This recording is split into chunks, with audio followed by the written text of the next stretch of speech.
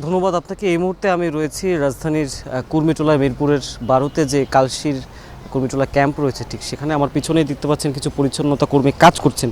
তো city corporation যে আসলে কথা দিয়েছিল যে 12 ঘন্টার মধ্যে আসলে সকল বর্জ্য পরিষ্কার করা হবে, এবং দুই প্রশাসক আরও আগ বাড়িয়ে বলেছিলেন যে 8 ঘন্টার মধ্যে সকল বর্জ্য পরিষ্কার করে ফেলা হবে, সেটি কিন্তু আসলে হয়নি। অর্থাৎ কথা দিয়ে কিন্তু সিটি কর্পোরেশন তাদের সেই কথা আসলে রাখতে পারেনি। আজ ঈদের তৃতীয় দিনে এখনও কিন্তু সেই কর্মযজ্ঞ চলছে। আমরা রাজধানীর বিভিন্ন অলিগলিতে কিন্তু দেখেছি, বিভিন্ন জায়গায় এখনও কিন্তু কোরবানির যে বর্জ্য সে কিন্তু রয়ে গেছে। মূল সড়কগুলোতে না থাকলেও মূল সড়কগুলো আমরা যতগুলো জায়গা দেখেছি বেশিরভাগই পরিষ্কার রয়েছে, তবে অলিগলিতে বিভিন্ন জায়গায় আসলে রয়ে গিয়েছে। এবং এখানে যে ডাম্পিং জায়গা রয়েছে, এখান থেকে নিয়ে মাতোয়ালাল সহ বিভিন্ন জায়গায় আসলে এই বর্জ্যগুলো আসলে নেওয়া হচ্ছে।